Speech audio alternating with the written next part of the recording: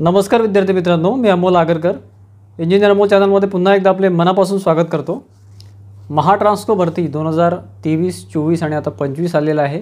त्यामध्ये विद्युत सहाय्यकच्या ज्या पोस्ट होत्या 2600 पोस्ट विद्यार्थी मित्रांचे बरेच दिवसापासून फोन कॉल म्हणा किंवा मेसेजेस सुरू होते की सर डीव्ही कधी होईल किंवा डॉक्युमेंट व्हेरिफिकेशन कधी होईल वगैरे।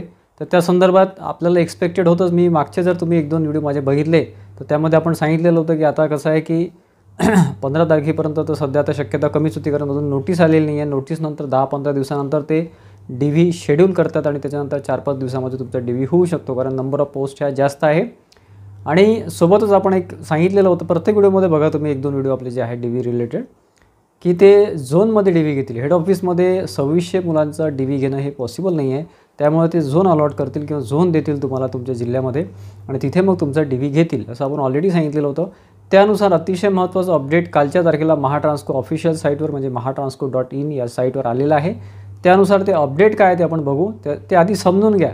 तुम्ही बघितलं असेल, तुम्ही वाचलं असेल किंवा ऐकलं असेल, पण जी माझी पद्धत आहे ती थोडी वेगळी आहे। तर मित्रांनो बघा, नोटीस जी आहे ती बघा, recruitment to the post of विद्युत सहाय्यक पारेषण contract basis document verification schedule. Document verification schedule म्हटलं आहे त्यांनी, परंतु त्याबद्दल एक छोटंसं अपडेट असं आहे। आधी पहिला पॅराग्राफ काही इतका महत्त्वाचा नाही, तुमची एक्झाम कधी झाली किंवा तुमचा रिझल्ट कधी लागला ते सांगितलं आहे। सेकंड पॅराग्राफ किंवा सेकंड पॉईंट अतिशय महत्त्वाचा आहे।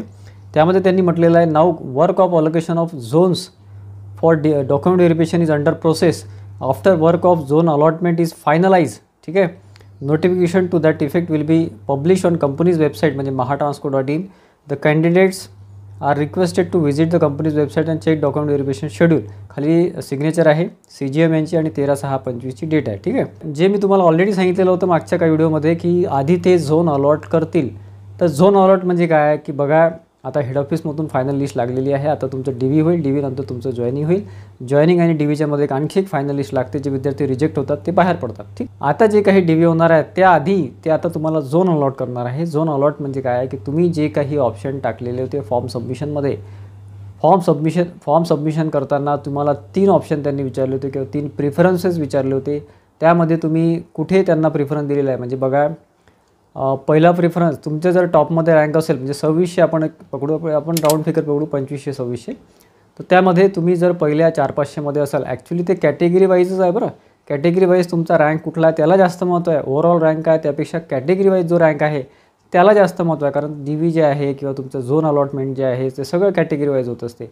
इवन वेटिंग लिस्टचासुद्धा पुढे मी तुम्हाला अपडेट देईल, वेटिंग लिस्ट कशी इम्प्लिमेंट होईल ते। तर त्यामध्ये मी तुम्हाला जस्ट एक एक्झाम्पल सांगतो आहे। जर तुम्ही पहिल्या 400-500 मध्ये असाल, 2600 पैकी पहिल्या 400-500 मध्ये जर असाल, तर अशी शक्यता आहे, असं कन्फर्म समजू नका, अशी फक्त शक्यता आहे की तुम्ही जे पहिलं ऑप्शन झोनसाठी टाकलेलं असेल, फॉर एक्झाम्पल तुम्ही पुण्याचे आहे आणि तुम्ही पुणेच टाकलेलं आहे, तर तुम्हाला पुणे मिळण्याची शक्यता जास्त आहे। मी असं म्हणणार नाही 100% पुणे मिळूनच जाईल, पण पुणे मिळण्याची शक्यता जास्त आहे। त्यानंतर तुम्ही जर 500 ते 1000 मध्ये असाल, ठीक आहे, तर 500 ते 1000चा तुमचा रँक असेल तर तुम्हाला सेकंड तुमचं झोन आहे ते मिळू शकते, रिस्पेक्ट टू तुमचं जे काही तुमचं कॅटेगरी वगैरे आहे त्यानुसार। ठीक आहे, 500 ते 1000 मध्ये तुमचा रँक असेल तर तुम्हाला सेकंड प्रिफरन्स मिळू शकते। तुम्ही जे सेकंड टाकलं असेल, फॉर एक्झाम्पल तुम्ही पुणेचे असाल परंतु तुम्हाला पुणे मिळालं नाही, तुम्हाला संभाजीनगर तुम्ही टाकलं असेल, तुम्हाला संभाजीनगर मिळेल। ठीक आहे, त्यानंतर थर्ड, ठीक आहे, थर्डमध्ये तुम्हाला थर्ड स्लॉट असा आहे की साधारण 1000 ते 1500च्या दरम्यान जर तुमचा रँक असेल तर तुम्हाला थर्ड तुमचं जे काही तुम्ही ऑप्शन टाकलं असेल ते मिळू शकते, असं नाही की मिळेलच म्हणून। जे काही तुम्ही टाकलं असेल ते, आणि की तुम्ही जर टॉप रँकमध्ये असाल तर तुम्हाला पहिला प्रिफरन्स तुमचं मिळून जाईल, जे तुम्ही दिलं असेल, तुम्ही झोनचं जे दिलं असेल तुम्हाला ते झोन मिळून जाईल। त्यानंतर तुम्हाला जर थोडेसे कमी असेल तर तुम्हाला सेकंड मिळेल, सेकंड प्रिफरन्स जे दिलं असेल ते मिळेल। म्हणजे आधी ते पहिल्यासाठी ट्राय करतील, जर तुम्ही त्यात बसत असाल, वॅकन्सी असेल तुमच्या कॅटेगरीचे, तुम्हाला तर फर्स्ट झोन देतील, नसेल तर सेकंड प्रिफरन्स चेक करतील, तिथे तुम्ही बसत असाल तर सेकंड प्रिफरन्ससाठी तुम्हाला देतील, झोन देतील, किंवा नाही बसले तर तुम्हाला थर्डसाठी बघतील। ठीक आहे, थर्डमध्ये जर तुम्ही बसत असले तर तुमच्या झोनमध्ये तुम्ही जे प्रिफरन्स दिला त्यामध्ये, तर तुम्हाला ते थर्ड झोन किंवा तुम्ही जे रँकमध्ये टाकलेलं 3ऱ्या नंबरला ते झोन देतील। अन्यथा जर तुम्ही तिन्हीमध्ये नाही बसले, तुमचा रँक साधारण 2000च्या बरोबर आहे, 2200च्या बरोबर आहे, तर ते त्यांच्या मनाने देतील। फॉर एक्झाम्पल तुम्ही नागपूरचे आहे, तुम्ही पहिलं नागपूर टाकलं, दुसरं अमरावती टाकलं, तिसरं संभाजीनगर टाकलं, तिन्हीमध्ये जर तुम्ही बसले नाही तर त्यांच्या मनाने तुम्हाला लातूर देतील, सातारा देतील, कल्याण देतील, तुम्हाला पुणे देतील, काही देतील, ते काही सांगता येत नाही। ठीक आहे, असं एक गणित आहे झोनचं।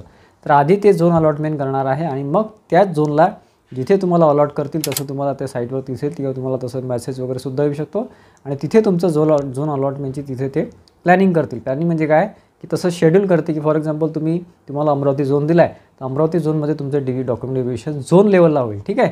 आणि झोन लेवलला डॉक्युमेंट व्हेरिफिकेशन झाल्यानंतर तिथे मग कोण रिजेक्ट होते, कोण ॲबसेंट राहते, सगळं बघून मग ते एक फायनल लिस्ट लावतील आणि फायनल लिस्ट लागल्यानंतर तुमचं डिव्हिजन पोस्टिंग होईल किंवा तुमचं जे काय सर्कल पोस्टिंग होईल.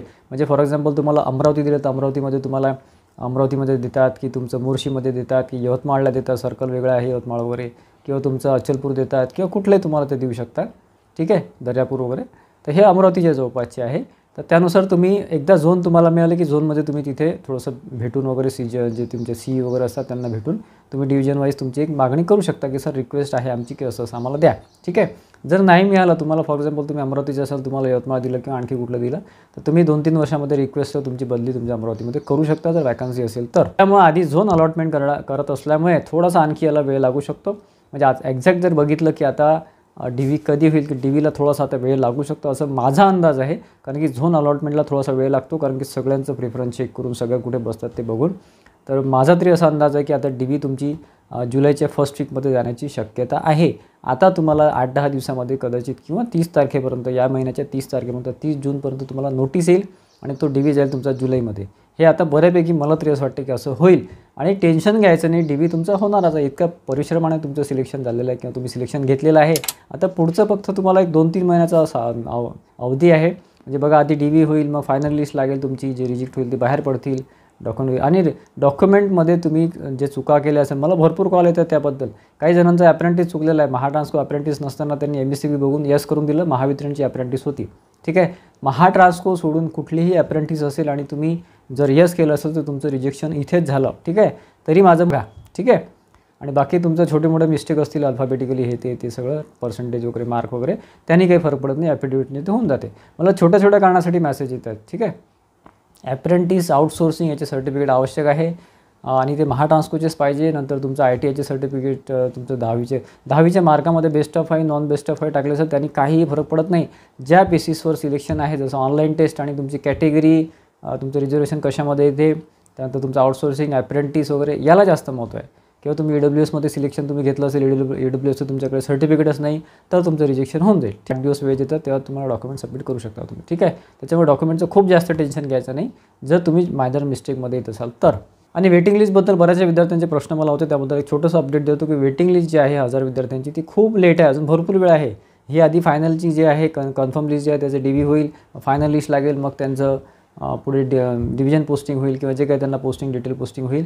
त्यानंतर तुमचं वेटिंग लिस्टचे DV होईल. आणि वेटिंग लिस्टचे DVमध्ये बघा तुम्हाला ते आधी कॅटेगरी वाईज तुमची रँक किती आहे. फॉर एक्झाम्पल वेटिंगमध्ये त्यांना 10 मुलं OBCचे घ्यायचं असतील, OBC जनरलचे, आणि तुमचा 12वा नंबर असेल वेटिंगमध्ये तर तुमचा नंबर लागणार नाही शक्यतोवर. कारण की 100% वेटिंग लिस्ट ते भरतील की नाही भरतील हे सध्या सांगता येणार नाही.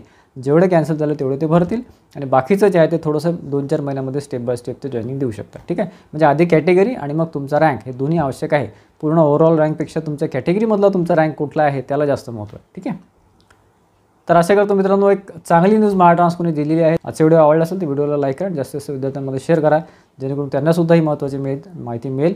आणि आपल्या चॅनलला सबस्क्राईब केलं नसेल यूट्यूब चॅनलला तर सबस्क्राईब करून ठेवा, जेणेकरून जे महत्त्वाचे अपडेट्स आहे ते वरचेवर तुम्हाला मिळत राहतील. धन्यवाद मित्रांनो.